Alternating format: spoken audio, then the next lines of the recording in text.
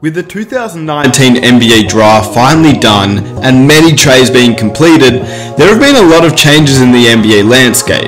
Here are my winners and losers of this year's 2019 NBA draft, and if you enjoy these types of videos, let's aim for 2,000 likes for the next video tomorrow, and without further ado, let's roll the intro.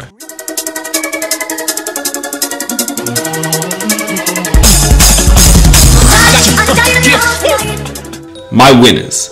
Number 1, the Atlanta Hawks. They made a trade with the New Orleans Pelicans to get the 4th overall pick in exchange for the number 8 overall pick, the number 17th overall pick, and the number 35 overall pick. They drafted DeAndre Hunter at 4, which I predicted in my mock draft, and they also got Cam Reddish. I did not expect Reddish to fall to number 10, but I did expect him to be drafted by the Atlanta Hawks either way, with their original number 8 pick. And if you rewind in that video, I am very high on Cam Reddish. Atlanta gets a rookie with one of the highest floors of anyone in this year's draft in DeAndre Hunter, as he has the potential to be a great player in the league on both offense but especially on the defensive end. And that's what the Hawks really needed, as they have Trae Young, Kevin Huerter, and John Collins, who are all great offensive players, especially Trae Young and Huerter.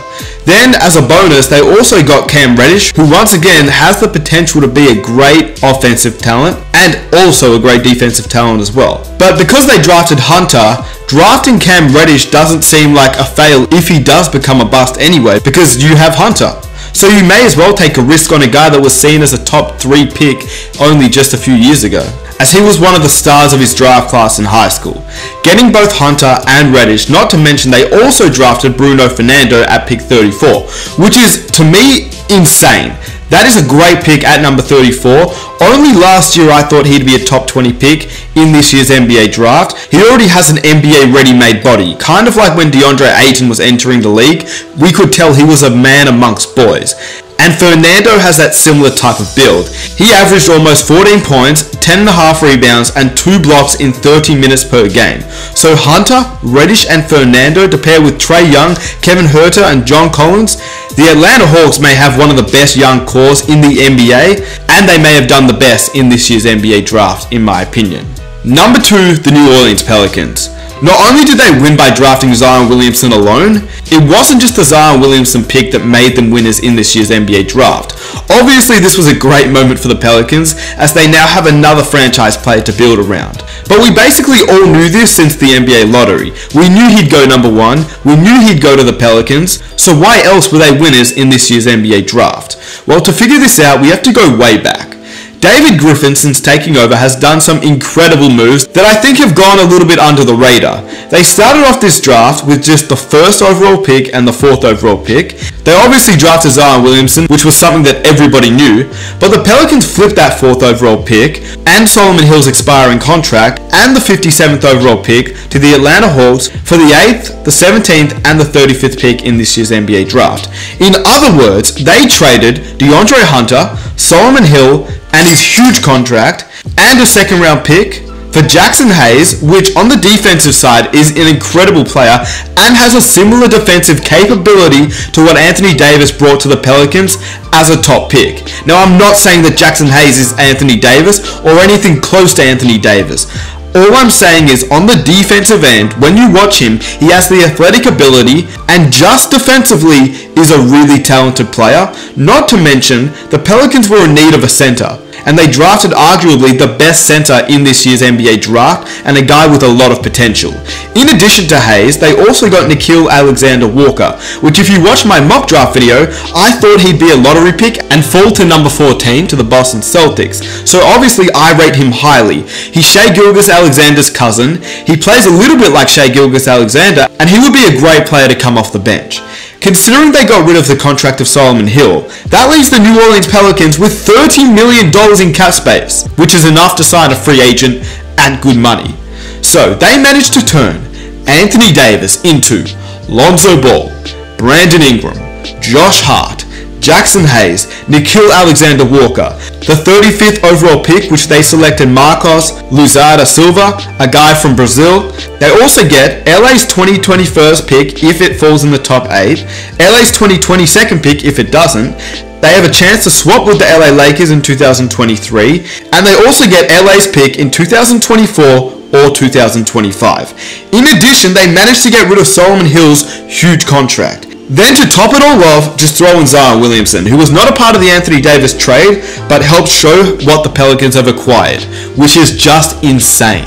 The Pelicans are now set up for both the short term and the long term, and it's just remarkable how things have changed for the New Orleans Pelicans in just the span of a few months. Regardless of what you think of the rest of the moves that they made, Zion's arrival simply means that this night was a massive night for them, and they are winners anyway.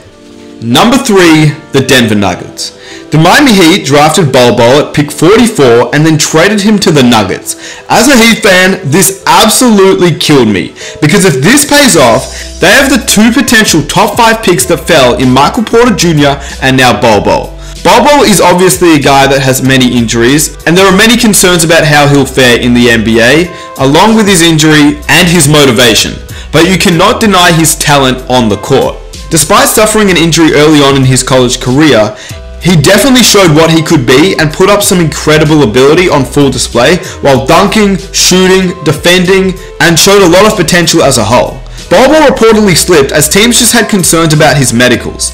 The 5-star recruit missed the end of the 2018-19 season with an injury, but the thing is, despite his injury, Denver has a history of drafting players, having them have a red shirt in their first year, just as they did with Michael Porter Jr., and now he's going to come back to the league healthy, and before he was injured, had the potential to be a top 3 pick in last year's NBA draft. They're just going to try and reproduce that with Bol Bol. And to me, if this works out, this could be a huge win for the Denver Nuggets, and I guess we all just have to wait and find out. Ultimately, the Nuggets entered this night without a draft pick, and they left with a prospect that many considered a top 10 pick only a year ago. Bol Bol was a green room invite who fell all the way into the middle of the second round, where the Nuggets traded for him at 44. How, Sway? Number 4, the Cleveland Cavaliers.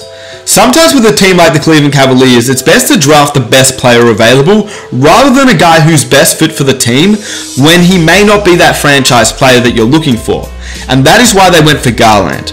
Ultimately, the Cavaliers ended up going with the best player available in Darius Garland, a freshman whose season ended early as he tore his meniscus this season, which made him a mystery man in this year's NBA draft. I don't know about the pairing of Garland and Sexton, but what I do know is that Garland has a lot of potential, and if they can figure it out, a lot of people are saying it could be like the new Damian Lillard and CJ McCollum. I'm not sure about that, but what I will say is, I believe if you're the Cleveland Cavaliers, you had to draft the best player available, and that is what they did. But that is not the only reason why they were winners in this year's NBA draft. They became winners when they drafted a steal, in my opinion, and a guy who I did not think would fall to this pick and this late in the first round, and that was KPJ. Kevin Porter Jr.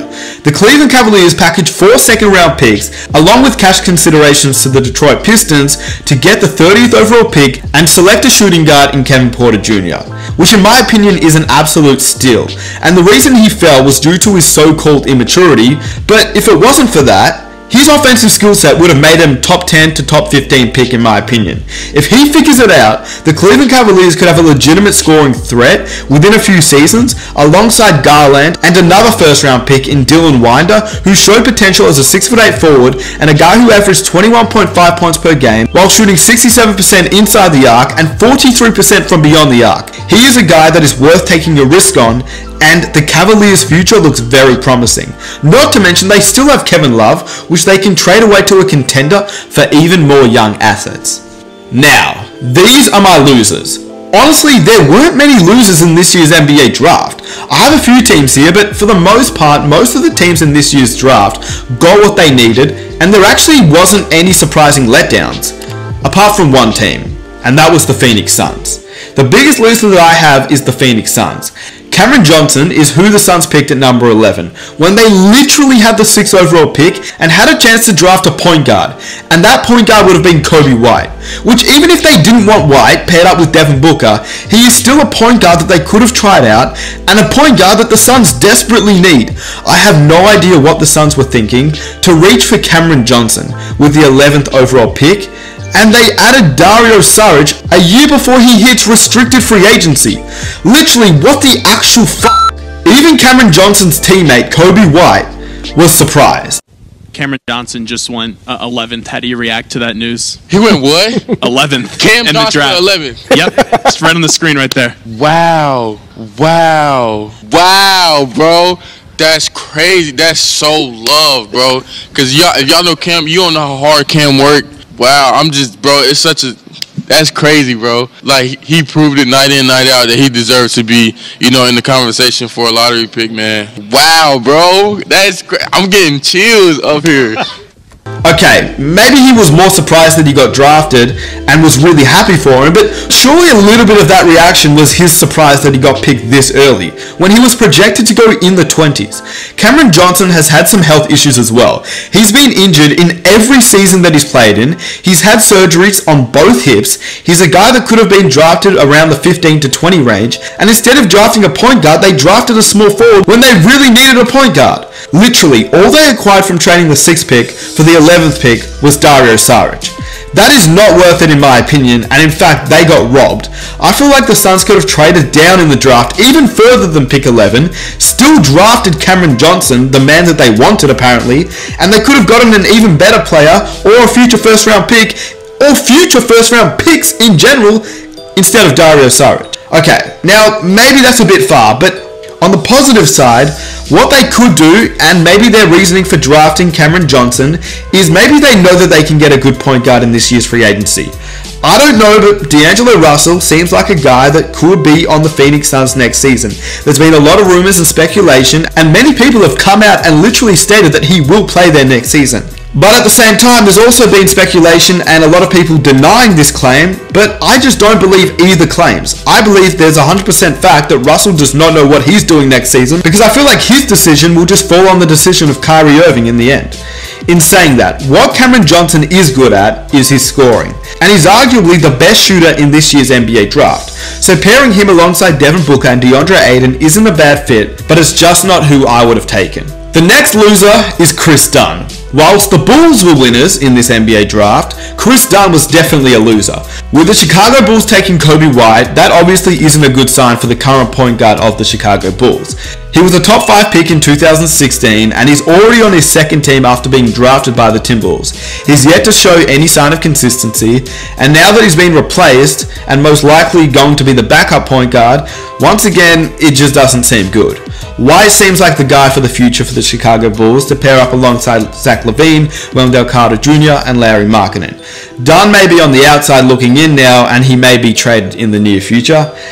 Lastly, the last loser that I have is my own team, the Miami Heat. Now, it's not who they drafted. I actually really like who they drafted. I think Tyler Hero will be a decent player in this team. He won't do anything special for us, I don't think, but he seems like a guy that will help us out. We obviously need scoring and shooting, and that's what he provides us.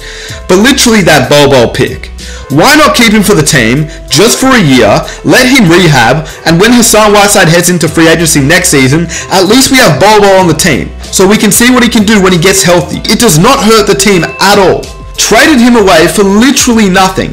Miami got a future second round pick and cash, when literally all we're going to do is draft another player with that second round pick next year, who I guarantee has a 95% chance to be worse than what Bol Bol will become. I just don't understand as a Miami Heat fan. Why not take the risk? It was your 44th pick. Are you serious?